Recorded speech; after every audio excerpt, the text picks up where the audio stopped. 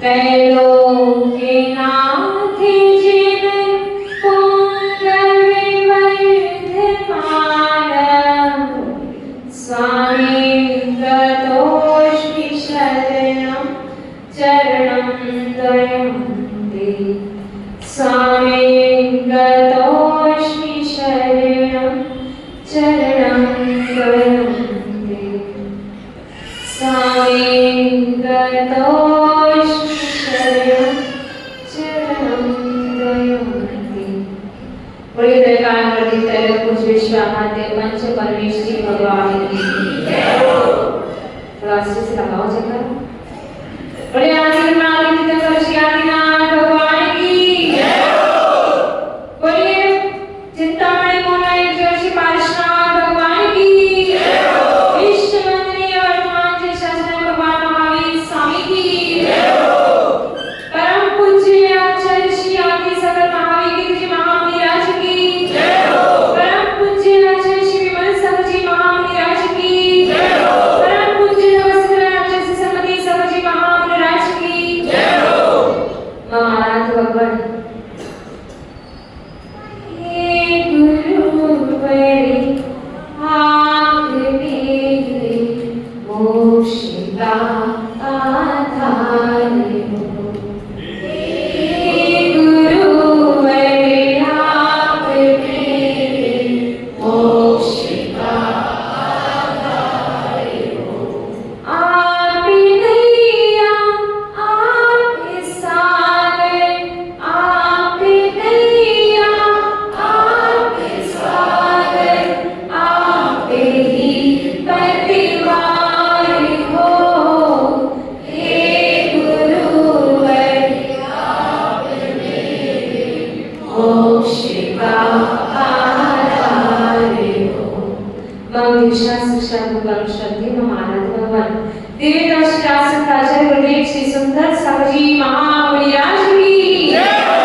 तीन कमला बड़े राजा की जय हो। शाम जिनवाणी माता की जय हो। माता की जय हो। संत की जय हो। आज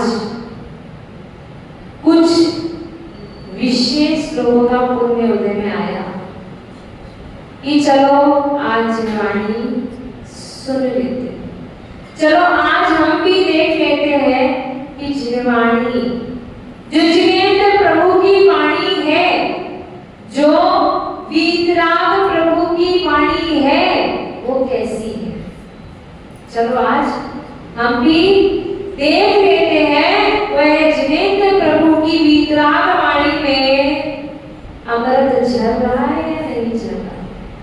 अमृत का रसपान हो पाएगा नहीं हो पाएगा, उसमें हम उस अमृत का पान करके अजर अमृत पद की प्राप्ति कर पाएंगे या नहीं कर पाएंगे। तो जिनवाणी जो मैंने पहले भी बताया और आचार्य ने कहा है, जो पूर्वापर विरोध से रहित है, ऐसे जिनेंद्र प्रभु की वाणी है, जिसे कोई भी बाधित नहीं कर सकता है, जिसका कोई तर्क वितर्क से खंडित नहीं कर सकता है। ऐसी है हमारे जिनेंद्र प्रभु की वाणी, जिसका आप सब रसपान कर रहे हो और कहीं ना कहीं इस जिनेंद्र प्रभु की वाणी को सुनकर जीवन में अपने बदलाव भी अवश्य करोगे। करोगे कि नहीं? कर रहे हैं तो, है ना अरुण भैया? कर रहे हैं, करेंगे नहीं? कर रहे हैं। कहाँ उठने वाले 10 बजे 8:30 बजे प्रवचन में आए तो कहीं ना कहीं बदलाव हो रहा है और होना ही चाहिए। ये जिनवाणी सुन रहे हैं, इसका मतलब कि हमें अपने जीवन में वह उतारनी भी चाहिए। तब तो देव शास्त्र गुरु की संगति करना सार्थक हो। तो ऐसी जिनवाणी जिसका आप सभी रसपान कर रहे हैं, भोजन करते हैं। मुकेश जी भोजन करते हैं तो कितनी देर तक भूख शांत रहती है? जितना करेंगे जितना मतलब थोड़ा सा करेंगे तो 1 घंटे चल जाएगा, थोड़ा और ज्यादा करेंगे तो 2-4 घंटे चल जाएगा, और ज्यादा करेंगे तो 6 घंटे निकाल देंगे, 10 घंटे निकाल देंगे, और माता जी की तरह करेंगे तो पूरा 1 दिन निकाल देंगे, है ना? मतलब माता जी बहुत सारा खाते हैं, यही हुआ ना? मैंने क्या बोला? थोड़ा सा करेंगे तो 1-2 घंटे निकल जाएंगे, थोड़ा और ज्यादा करेंगे 3-4 घंटे निकल जाएंगे, थोड़ा और ज्यादा करेंगे 6 घंटे निकल जाएंगे, और ज्यादा करेंगे तो 10 घंटे निकल जाएंगे, और माता जी जितना करेंगे तो 1 दिन निकाल देंगे। ऐसा यानी जितनी भूख जितनी है, शरीर को जितनी नीड है, शरीर को जितनी आवश्यकता है, उतना भोजन कर लेंगे तो कम से कम शांति से वो असाता वेदनीय कर्म, ये भूख जनित वेदना में नहीं सताएगी।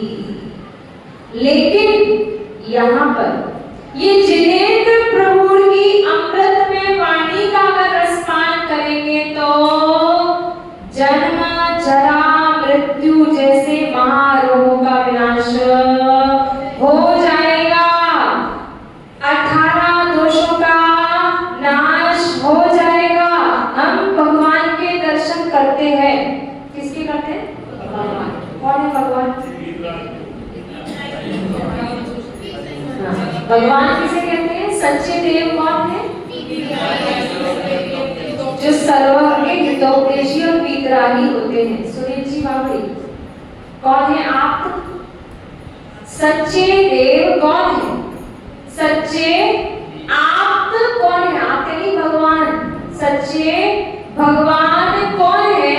तो सच्चे भगवान कौन है? आचार्य भगवान कह रहे आपते विनोच्छिन्न दोषेण सर्वज्ञ नाम हमेशना भवितव्यम नियोगे नान्यता हाप्तता भवे। तो बहुत ध्यान से सुनना, ये श्लोक आचार्य समंतभद्र स्वामी ने लिखा है। थोड़ा सा मैं बता देती हूँ। आचार्य समंतभद्र स्वामी, अरविंद भैया, आपने नाम सुना है इनका? आचार्य का नहीं सुना। सुनील जी बावली, नाम सुना है आपने? अभी फर्स्ट बार सुना है या पहले से सुना है? सुना है? चलो, सुनील जी मोदी, नाम सुना है? आचार्य समंतभद्र स्वामी सुना है? आचार्य समंतभद्र स्वामी के बारे में मैं थोड़ा सा बताऊंगी, फिर आपको थोड़ा और ट्रस्ट हो जाएगा कि भाई इन्होंने ये श्लोक कहा है वो सही कहा है।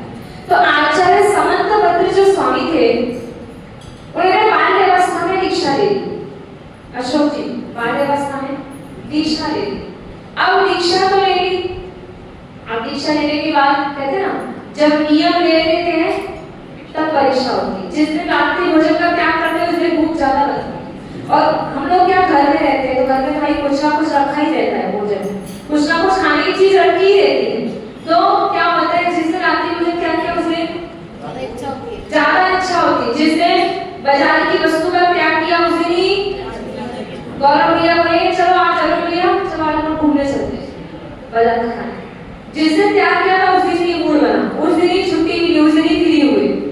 तो ऐसे आचार्य भगवान समंतभद्र स्वामी ने क्या ली? दीक्षा ले ली। बाल्यावस्था में दीक्षा ले ली। सुनील जी बाबरी, थोड़ा आप इधर बैठ जाओ, हमें आप देख नहीं रहे।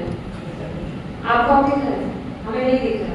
स्कूल में जब पूरा कांटेक्ट, आई कांटेक्ट से अच्छे से पढ़ाई करते हैं ना तो पूरा अंदर से उतर जाता है। इधर मत आओ, अभिषेक तो कर लिया ना आपने, समय पर आके आज अभिषेक कर दिया हमने। आ जाओ आगे, इधर बैठो, इधर पंडित जी के पास, मनीष जी पंडित जी के पास। हाँ, ये मनीष जी की बात। तो क्या कह रहे थे आप? जब हम नियम लेते हैं तो क्या होता है? परीक्षा होती है ना। किस किस की हुई थी? कल क्या नियम दिया था हमने? रात्रि भोजन नहीं करना, ये दिया था नियम। झूठा नहीं छोड़ना, रात्रि भोजन भी दिया था। किस किस ने पालन किया था नियम? परीक्षा हुई थी क्या आप लोगों की? किसी की नहीं हुई? क्या बात? सुनील जी बावली, रात्रि भोजन का नियम दिया था, पालन हुआ? परीक्षा हुई थी? भूख लगी थी रात में? इच्छा हुई थी? नहीं, बहुत अच्छी बात है। तो वैसे ही आचार्य समंतभद्र स्वामी, उन्होंने दीक्षा ली और दीक्षा लेते ही थोड़े समय बाद उनको भस्म व्याधि रोग हो गया। क्या हो गया? भस्मक व्याधि रोग। अब वो भस्मक व्याधि रोग कैसा होता है? उसमें जितना खाओ उतना कम है, सब भस्म हो जाता है। क्या होता है? जितना भी खाओ सब भस्म हो जाता है। अब उन्होंने दीक्षा ले ली। अब दीक्षा लेने के बाद क्या होता है? क्या होता है? एक बार ही आहार ग्रहण करते हैं, उसमें भी अंतराय आ जाए तो उसको भी पालन करते हैं, ठीक है ना? एक बार ही साधु आहार करता है, भले ही गर्मी हो, सर्दी हो, बुखार हो या कोई दूसरा रोग हो जाए, लेकिन साधु दूसरी बार करेगा क्या? और आप कराओगे क्या? हम भी नहीं कराएंगे। साधु तो नहीं कराएंगे, हम भी नहीं कराएंगे। दूसरे बार कभी जिंदगी में चौका लगा कि 2 बार, एक सुबह एक शाम को 2 शिफ्ट में चौका नहीं लगा, तो साधु दूसरी बार आहार नहीं करता। तो आचार्य समंतव्रत स्वामी को रोग हो गया। अब क्या होता है? जितना भी वो आहार, चलो जिस समय आहार करने जाते उसमें जितना होता उतना खा लेते और थोड़े समय में ही वो पूरा भस्म हो जाता, फिर उनको भूख लगने लगती। अब उनका संयम का पालन नहीं हो पा रहा, उनके संयम का अच्छे से पालन नहीं हो पा रहा था। तो उन्होंने कहा, अपने गुरुराज के पास गए और उनका महाराज मेरे को एक बहुत बड़ा रोग हो गया है, भस्मक व्याधि, और ये मुझे रोग पीड़ित कर रहा है, मेरे संयम के विनाश के कारण बन रहा है और मुझे हर पल पल भूख लगती है। तो जब मान लो भूख लगे बार बार तो क्या होगा? ना तो स्वाध्याय मन लगेगा, ना प्रतिकोण मन लगेगा, ना सामायिक में बनेगा, ना धर्मोपदेश देने में मन लगेगा, कुछ नहीं होगा। तो उन्होंने कहा, महाराज जी मुझे आप क्या करो, समाधि दे दो। क्या बोला? अपने आचार्य श्री से कहा कि आप मुझे समाधि दे दीजिए, मैं समाधि धारण करके क्या करूंगा? समाधि वर्ण कर लूंगा, क्योंकि मुझे ऐसा रोग हुआ है जिसमें एक बार आहार करने से इसकी पूर्ति नहीं होती है और ये बार बार मुझे दुखित करता है, परेशान करता है। तो आचार्य ने कहा, वो कैसे होते हैं आचार्य? कैसे होते हैं? दूरदर्शी होते हैं, जिनकी दृष्टि विशाल होती है, जो समझते हैं भाई ये शिष्य कैसा है, ये आगे इसके अंदर योग्यता है, क्या है, कैसा है। अपना शिष्य ने तो समर्पण कर दिया कि भाई हमसे तो नहीं हो रहा है, तो अब हमें समाधि दे दो, हम काम खत्म हो जाए। लेकिन गुरुराज ने, उन आचार्य परमेश्वरी ने उस शिष्य में उसकी भवितव्यता देख ली थी, उस शिष्य के अंदर योग्यताएं परख ली थी। जैसे जौहरी होता है, जौहरी क्या करता है? हीरे की परख कर लेता है, वैसे ही जौहरी के समान उन आचार्य ने उन आचार्य समंतव्रत में देख लिया, इसके कारण आगे जैन धर्म की बहुत ही प्रभावना होगी, यानी ये आगे जाकर बहुत ही धर्म पर जैन धर्म की ध्वजा फहराएगा, इसलिए ये उचित नहीं है। क्या उचित नहीं है? समाधि लेना उचित नहीं है। तो उन्होंने बोला कि देखो तुम अभी बाल्य अवस्था है, युवा अवस्था है, अभी तुम्हें हम अगर क्या करेंगे? समाधि दे देंगे तो आगे जैन धर्म की ध्वजा कौन फहराएगा? जैन धर्म का आगे झंडा कौन फहराएगा? इसलिए तुम्हें समाधि नहीं दी जाएगी, तुमको थोड़े समय के लिए दीक्षा शेड कर देते हैं, तुम्हारी थोड़े समय के लिए दीक्षा शेड कर देते हैं, थोड़े समय के लिए तुम्हें दीक्षा से हटा देते हैं और तुम्हारा असंयम जीवन। तो उन्होंने कहा नहीं महाराज, कौन चाहेगा एक बार दीक्षा हो जाए वापस से, लेकिन ऐसा रोग था और गुरु आज्ञा थी तो उनकी दीक्षा का शेड कर दिया गया। और दीक्षा शेड होने के बाद उन्होंने जगह गए अपने रोग की रोग के इलाज के लिए, सब जगह गए और सब जगह गए, लेकिन उनका चारित्र छूटा था। क्या चारित्र छूट गया था, लेकिन सम्यक दर्शन नहीं, वो सम्यक दृष्टि थे, प्योर सम्यक दृष्टि थे। सम्यक दृष्टि मतलब जो सच्चे देव शास्त्र गुरु के प्रति आस्था रखते, समर्पण रखते, कहीं और जिनका माथा नहीं टिकता है, वो होते हैं सम्यक दृष्टि। आशिक भैया, सम्यक दृष्टि कौन होता है?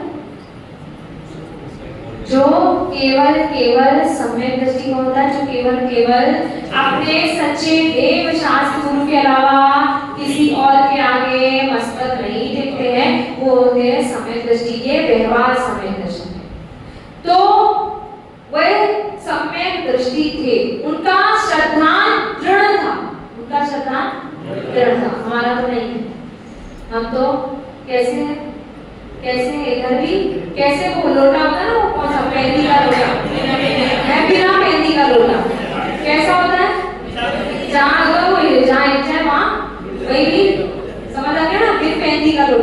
तो हम सब कैसे हैं? बिन मेहंदी के लोटे हैं। हाँ, गंगा गए गंगादास, जमुना गए जमुनादास। तो ऐसे हम हैं। लेकिन वो आचार्य समंतभद्र स्वामी वो दृढ़ श्रद्धानी थे। उनको अपने देव शास्त्र गुरु का सही स्वरूप पता था और वो उनके आगे ही नतमस्तक होते थे। कई और तो जाते जाते वो अपना रोग का इलाज ढूंढ रहे थे। तो एक बनारस के मंदिर में शिव जी के मंदिर में और वहां पर जाकर वो क्या करने लगे? जो भी भोग चढ़ता था उन्होंने एक चमत्कार दिखाया कि देखो जितना भोग चल रहा है, पुजारी के पास गए, उन्होंने कहा जितना भोग चल रहा है देखो सारे भगवान सारा भोग ग्रहण कर लेंगे, सारा भोग भगवान ग्रहण कर लेंगे। तो तुमको क्या करना है कि जितना चढ़ाओगे अच्छे से अच्छा भगवान। तो एक दिन धीरे से उन्होंने जितना भोग चढ़ा और उन्होंने अंदर गेट बंद करके सारा खाया, ठीक है ना। लेकिन वो शिव जी के मंदिर में थे, उनका श्रद्धान दृढ़ था। समझ में आ रही बात? उनका श्रद्धान दृढ़ था, वो सच्चे देव शास्त्र के अलावा कहीं और। तो वहां जाने के बाद भी, शिव जी के मंदिर में जाने के बाद भी वो क्या करते थे? भोग सारा ग्रहण कर लेते। एक दिन राजा सबने अनुमति दे दी, ठीक है यार अतिशय हो रहा है, चमत्कार हो रहा है, और लोग भोग चढ़ाने लगे, बहुत लोग ही भोग चढ़ाने लगे और उनकी धीरे धीरे रोग का शमन होने लगा। धीरे धीरे ये सत्य घटना है। ऐसे धीरे धीरे उनका रोग का शमन होने लगा और शमन होने लगा तो धीरे धीरे अब क्या होने लगा? जितना चढ़ाते थे तो धीरे धीरे बचने लगा। लोगों को डाउट होने लगा, नहीं अभी तो अतिशय हो रहा था कि भाई जितना भी भोग चढ़ता था सारा खत्म हो जाता था, भगवान सारा भोग ग्रहण कर लेते थे, और अब क्या हो रहा है? अब तो बचने कैसे लगा? कुछ डाउट होने लगा। वहां के पुजारी और लोग वृद्ध पुरुषों को डाउट होने लगा। उन्होंने कहा एक काम करते हैं, अपन चुपचाप से देखते हैं। तो एक छोटी सी खिड़की से बच्चे को छिपा दिया और वो बच्चा छोटे से देख रहा था धीरे धीरे, और बच्चे को छिपा दिया और बच्चा देख रहा था वो भोग कौन ग्रहण कर रहा था? वो स्वयं ग्रहण कर रहे थे। तो उस बच्चे ने सब जगह ये बात बता दी और जब ये बात सब जगह पता चली तो राजा तक खबर पहुंच गई कि भाई ये तो गलत हो रहा है, ये तो गलत हो रहा है। और ऐसा देखकर उस राजा आया और राजा ने बोला कि ये तो ये क्या सिस्टम है, ये क्या किया तुमने? तो उस राजा ने कहा अगले दिन सभा रखी जाएगी, उसको दंडित किया जाएगा। तो उन्होंने कहा सबसे पहले इस शिव जी की पिंडी को आप नमस्कार करो। तो उन्होंने कहा ठीक है। पहले तो वो चिंतित हुए रात्रि में कैसे क्या होगा, फिर वो दृढ़ श्रद्धानी थे तो उन्होंने चिंतन किया और अपने इष्ट भगवान को याद किया कि आज जो भी कल होने वाला है, आप हमारा इष्ट भगवान यानी देव शास्त्र गुरु को याद किया, उनका स्मरण किया, पंचपरमेष्ठी का स्मरण किया।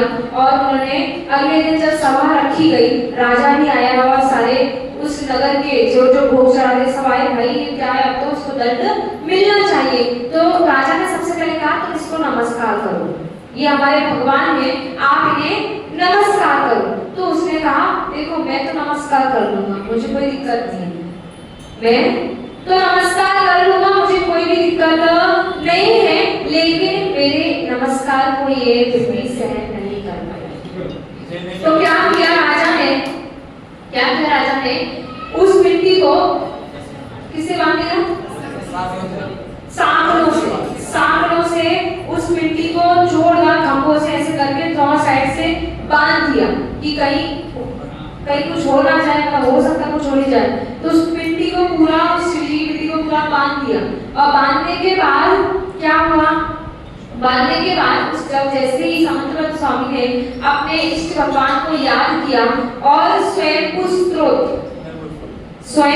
स्त्रोत जिसमें 24 तीर्थंकर की स्तुति की गई, यानी हर एक श्लोक में 4-5 श्लोक 4-5 है। उसमें पहले आदिनाथ भगवान स्वयं को आहुतिते ने पुत्रे समज्जस्यान विभूति चक्षुषा विराजतम येन विदुर पतन तमाशा ऐसे करके पूरा इन्होंने श्लोक रचना की। वही बैठे बैठे वो भगवान को याद कर रहे हैं। आदिनाथ भगवान की श्लोक रचना की, अजितनाथ की, संभवनाथ की, अभिनंदन की, सुमति नाथ की, फिर इसके बाद पदम प्रभु और जैसे ही सुभाषनाथ, जैसे ही चंद्र प्रभु भगवान की स्तुति की जिसमें वंदे विवंदम शब्द आया, वैसे पिंडी और उसमें से चंद्र प्रभु भगवान प्रकट हो गए। आज भी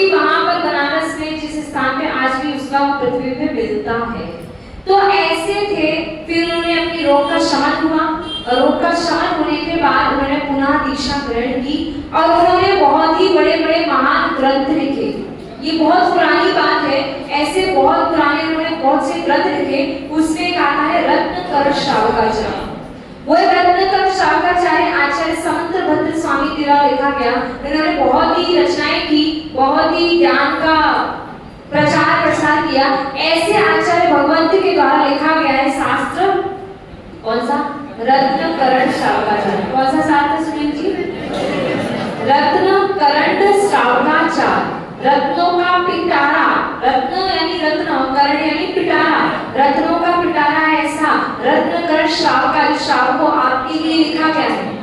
उसमें उन्होंने श्लोक कहा जो मैंने अभी बताया आपको, आप तो पक्के मनोलंग नहीं, आपते नोचने दोषेण सर्वज्ञ नागमेशना भवितव्य नियोगे में अन्यथा आपता। यानी सच्चे आप कौन है? सच्चे गुरु कौन है?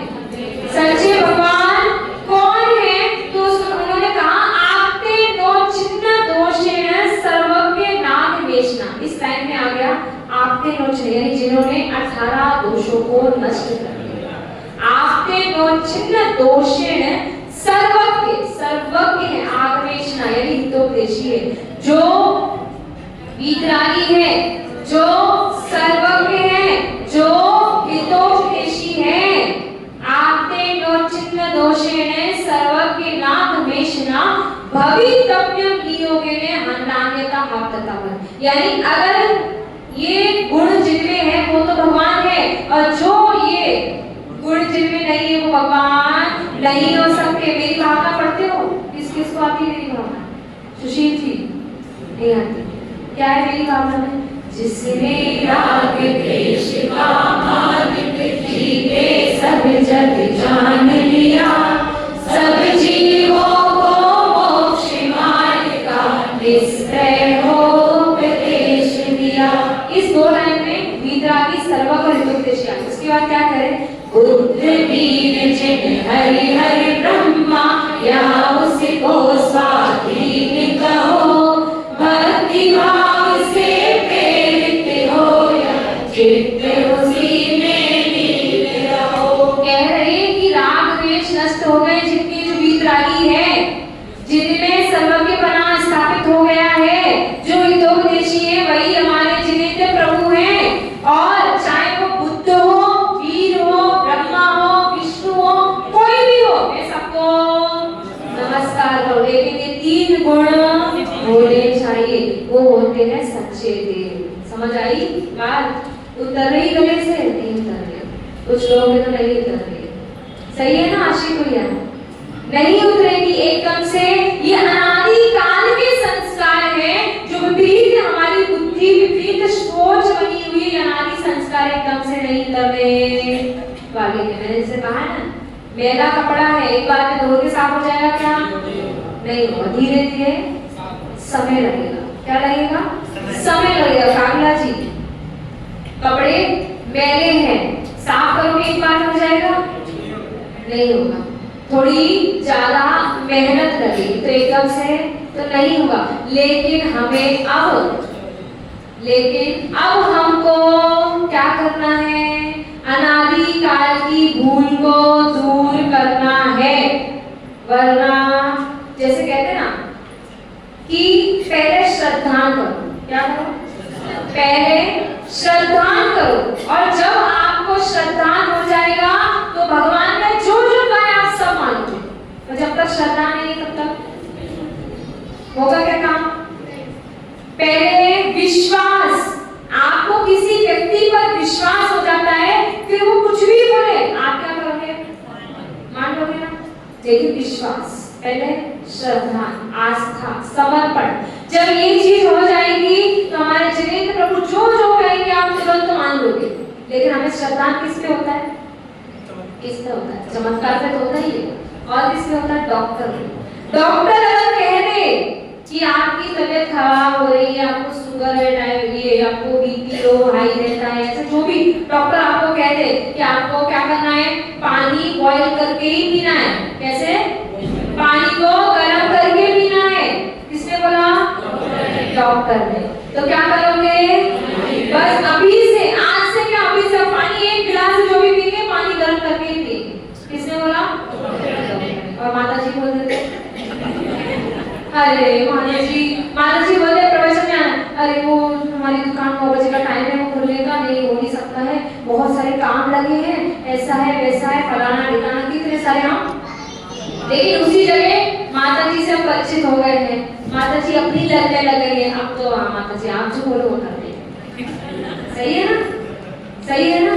मैडम हमसे कहती है, रात में भैया आरती करने आती है, वो कहती है माता जी अब तो आप बोल दो मुकेश जी, जो आप बोलोगे वो कर लेंगे, आप बोल दो आपकी बात मान लेंगे, हमारी नहीं मानते, है ना? तो पहले श्रद्धा। डॉक्टर कहते हैं कि रात में खाना नहीं, क्यों नहीं खाना? क्योंकि रात में खाओगे तो डाइजेस्ट नहीं हो पाएगा। क्या? खा पी के सो जाओगे तो क्या होगा? बीमारी हो जाएगी। सही है ना? डॉक्टर ने क्या बोला? रात को नहीं खाना, रात में अगर खाना भी पड़े तो हल्का फुल्का पानी पी लेना, दूध पी लेना, खाने खा लेना, ड्राई फ्रूट्स खा लेना, लेकिन भारी भोजन यानी रोटी सब्जी आदि नहीं खाना। तो क्या करोगे? मान जाएंगे, क्योंकि डॉक्टर ने बोला है। डॉक्टर में श्रद्धान है, लेकिन अपने गुरुओं पर भरपूर श्रद्धान नहीं हो पा रहा, हमें एक्सक्यूज दे देते हैं, बहाने बता देते हैं, हमें दुकान पे जाना पड़ेगा, कोई नहीं है, दुकान खोलेगा कौन, हमारा ऐसा है वैसा है, कितने सारे। लेकिन मैं कह रही हूँ ना, अगर कोई महाराज माता जी आपको कुछ कह रहे हैं, आप बिना एक्सक्यूज दिए, बिना बहाने बनाए उनकी बात मान लो ना, तो आपको डॉक्टरों के चक्कर नहीं लगाना है। डॉक्टर तो पैसा लेता है आपसे। डॉक्टर क्या करता है? पैसा भी लेता है और आपकी बात भी मनवाता है, और तुम लोग करते हो। सही है ना भाई? पैसा लेके आए हैं, फ्री में, यहाँ तो सब फ्री है। सही है ना? यहाँ तो सब फ्री है, जब जाओ तब दर्शन मिल जाएंगे, जब जाओ तब आशीर्वाद मिल जाएगा, यहाँ सब फ्री है। और फ्री की वैल्यू नहीं करते। वहां तो भाई लाख लाख रुपया भी देके आते हैं, है ना? देके आते हैं। जो मेहनत से कमाया पैसा, जो इंसान पूरे दिन भर मेहनत कर करके पैसा कमाता है, इकट्ठा करता है, और वो पैसा कहाँ चला जाता है? डॉक्टर के पास। और डॉक्टर ने जैसा बोला वैसा बिल्कुल करोगे। अगर माता जी ने कुछ बोला तो हाँ माता जी कल से आते हैं, क्या बोलोगे? कल से आते हैं। और वही डॉक्टर बोले अभी से, आज से क्या, अभी से। सही है ना? श्रद्धा किस पे होगा हमारा? अगर हमारे जिनेंद्र प्रभु ने जो जो कहा है, आपसे जितना पालन हो सकता है आप उसमें श्रद्धान करते हुए पालन कर लो, तो आपको कहीं चक्कर नहीं लगाने पड़े, अपने पैसे इधर उधर जो डालते हो वो डालने ना पड़े। इतनी मेहनत से कमाई, इतने मेहनत से जो पैसा कमाते हो, कहाँ लगा देते हो? डॉक्टर के पास। बात समझ में आ रही है ना सबको? मुझे लग रहा है सबको आ रही समझ। इसलिए क्या करो? पहले श्रद्धान मजबूत करो, अपना श्रद्धान अटूट करो, कि आंख बंद करके भी आप पे लोग विश्वास कर ले। क्या? आंख बंद करके भी विश्वास हो जाए, ऐसा अटूट श्रद्धान होना चाहिए। जब हमें देव शास्त्र गुरु के प्रति श्रद्धान हो जाएगा, तो उन्होंने जो जो कहा है आप उसका भी पालन करने लग जाओगे। ठीक है ना? तो बात चल रही थी अपनी वक्ता। किसकी बात चल रही थी? वक्ता। वक्ता यानी जो वक्ता है वो वक्ता नहीं है। वक्ता कौन है? जो तपता भी है वो वक्ता श्रेष्ठ है। वो वक्ता की श्रेणी में आता है। बोलने वाचाल मनुष्य। आप इससे बता रहे, क्या बताया था फिर जी? कौन सी चीज सुलभ है? वाचाल मनुष्य और गरजते हुए बादल। ये तो बहुत मिल जाएंगे, लेकिन जगत के उद्धार की भावना रखने वाले और बरसने वाले बादल बहुत ही दुर्लभ होते हैं। जैसा कि आचार्य भगवत ने कहा कि सच्चा उपदेशक कौन है, समीचीन धर्म का उपदेश देने वाला कौन है, तो आचार्य भगवत ने कहा कि जिसके अंदर प्राज्ञ, जिसके अंदर क्या है? प्राज्ञ। जो प्राज्ञ है, प्राज्ञ यानी जिन्होंने समस्त शास्त्रों के हार्द को समझ लिया है, जो लोक की स्थिति से परिचित है, आशा रहित है, प्रतिभाशाली है, प्रशम भावों से युक्त है, उत्तर को पहले ही समझने वाले हैं, प्रभु है, लोगों को मनोहारी है। प्राज्ञ का अर्थ बता रहे, इतने सारे विशेषण जिनके अंदर है, वह प्राज्ञ है, वही सच्चा उपदेशक है, जिसको आप सुनना पसंद करते हो, जो मनोहारी है, उसके पास आप क्या करते हो? दौड़े दौड़े आते हो। तो कह रहे हैं जो प्रतिभाशाली है, जो शास्त्रों के हार्द गहराई को समझने वाला है। हाँ उज्जवल भैया, समुद्र और जिनवाणी, क्या? समुद्र और जिनवाणी दोनों ही गहरे। समुद्र कितना गहरा है? बहुत गहरा है ना। और जिनवाणी की गहराई में उतर जाओ तो वो भी गहरा है। तो समुद्र और जिनवाणी दोनों ही गहरे हैं, लेकिन दोनों में बहुत बड़ा अंतर है। क्या है? कि अगर समुद्र की गहराई में उतर जाओगे तो क्या होगा? डूब जाएंगे। समुद्र की गहराई में उतरेंगे तो डूब जाएंगे, और जिनवाणी की गहराई में उतर जाओगे तो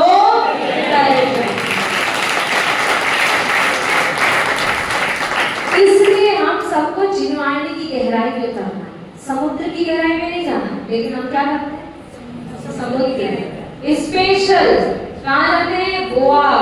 कहाँ जाते हैं? और भी अन्य अन्य स्थानों पर जाते हैं जहाँ पर बहुत विशाल समुद्र होता है, और उस समुद्र के पास में जाकर उसकी लहरों के बीच में क्या आनंद आता है ना?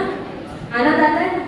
लेकिन वो आनंद ऐसा मिल जाता है कि हमें वो आनंद अवस्था को प्राप्त करा देता है। तो ऐसे समुद्र की गहराई में नहीं उतरना है, हम सबको जिनवाणी की गहराई में उतरना है और तरना है। जैसा कि आचार्य भगवत ने कहा है कि जो सच्चा उपदेशक है, सच्चा वक्ता है, वो कैसा है? प्रशम भाव, कषायों की मंदता, कषायों की मंदता होगी। जो प्रतिभाशाली होगा, आशा रहित होगा, वो प्राज्ञ है, वह प्रज्ञावान है। और जैसा कि कल बताया गया था, प्रज्ञा ही मानसिक दुखों को दूर करने वाली है। ज्ञान होगा तो आप कैसी भी स्थिति में आकर उससे दूर हो जाओगे। और शारीरिक दुखों को दूर करने वाला कौन है? औषधि। औषधि के माध्यम से आप अपने शारीरिक दुखों को दूर कर सकते हो। वैसे ही इस प्राज्ञ या प्रज्ञावान गुणों के द्वारा आप मानसिक दुखों से दूर रह सकते हो। तो आगे बता रहे हैं, कल बताया था जैसा कि जो प्रज्ञावान पुरुष होगा वो क्या होगा? अभ्युदय के उदय आने का। अभ्युदय हाँ, स्वर्ग यानी सुख संपन्न है, उसके उदय आने पर सुख सामग्री सब कुछ है, उसके आने पर हर्षित नहीं होगा। और कुछ नहीं है तब दुखी नहीं होगा। कौन? प्रज्ञावान महापुरुष। आप लोग हो क्या? नहीं हो। अगर आपको कोई मूर्ख कहते तो, अरे भैया आपको कोई मूर्ख बोले तो है नहीं मूर्ख। अगर गुस्सा में लड़ाई हो रही हो, आज तो भैया आपको मूर्ख कह दे, फिर क्या होगा? क्या होगा? आएगा कि नहीं आएगा? जबकि मूर्ख है कि नहीं? हम बिल्कुल है, पूरे पूरे हैं। आचार्य भगवान स्वयं कह रहे हैं, मैं नहीं कह रही हूँ, मैंने वापस से बार बार बोल रही हूँ, मैं अपने शब्द कुछ भी नहीं कह रही हूँ। जो जिनवाणी ने कहा वही मूर्ख किसे कहते हैं? जिसकी विपरीत बुद्धि है, जो विपरीत मान्यताओं को मानकर उसमें आचरण कर रहा है, वह मूढ़ है। और आचार्य भगवान कहते हैं जो अपने कर्तव्यों से विमुख रहता है, क्या? विमुख। जो अपने कर्तव्यों से, कागला जी, जो अपने कर्तव्यों से विमुख रहता है वह विमूढ़ कहलाता है। विमूढ़, मूढ़ यानी मूर्ख, और वि यानी विशेष, विशेष मूर्खता को प्राप्त हो जाता है। कौन कह रहा है? अब अच्छा लग रहा है, अच्छा लग रहा है। उज्जवल भैया आपको कोई मूर्ख कह दे, मैडम बोल दे, मैडम बैठी है यहीं पे, कौन सी कहाँ बैठी, अभी तो दिखती है बैठी, मैडम मुझसे में आके कुछ गलत बोल दे, फिर देखो पूरा रोश के समान ऐसे लाल लाल हो जाएंगे, चेहरे की आकृति ही बदल जाएगी, कलर ही बदल जाएगा अपने समय के लिए। तो होता है कि नहीं होता है? गौरव में नहीं होता, पहले तो पूछूंगी मैं, वो बताइए सही सही।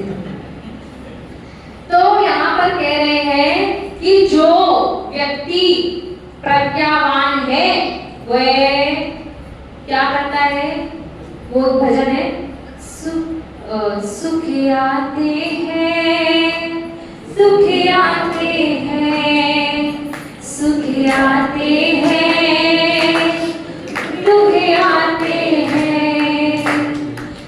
इन आते जाते सुख दुख में जो मस्त रहते हैं, जो मस्त रहते हैं, अज्ञानी रोते रहते हैं, ज्ञानी समता रखते हैं, सुख आते हैं, सुख आते हैं। क्या करें? ज्ञानी जीव क्या रखेगा?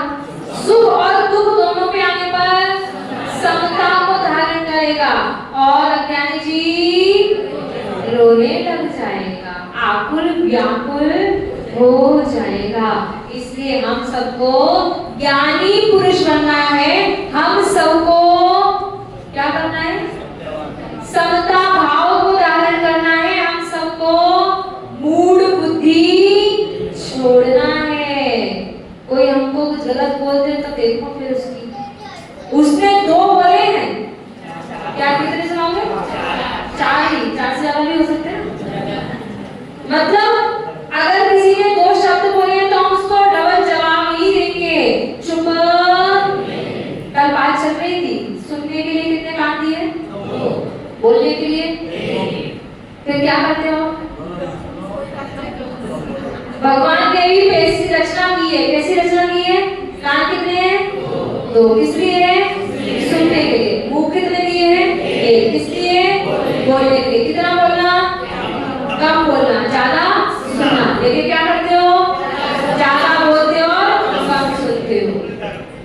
भगवान देखो सब कुछ एक व्यवस्थित है, हर जगह हर चीज का एक महत्व है कि आपको दो कान इसलिए दिए कि भाई दोनों से सुनो, ज्यादा सुनो और बोलो कम, लेकिन गड़बड़ी बस। प्रवचन इसलिए सुन रहे हो कि भाई जहाँ गड़बड़ी कर रहे हो इसलिए सुधार अब कर लो। बोलने की पद्धति, एक लाइन याद आई मुझे, ध्यान से सुनना, बोलकर सोचना। क्या बोला? बोलकर सोचना और सोचकर बोलना। क्या? बोलकर सोचना, सोचकर बोलना, दोनों में शब्द फेर इधर का इधर कर दिया। क्या है? शब्दों में कोई अंतर नहीं है, लेकिन इससे आपके पूरे जीवन के चरित्र का चित्रण हो जाता है। क्या समझ आया? बोलकर सोचना, सोचकर बोलना, दोनों में फर्क ज्यादा नहीं है। शब्द वही है, आगे पीछे कर दिए, लेकिन उससे आपके पूरे जीवन का चरित्र का चित्रण हो जाता है।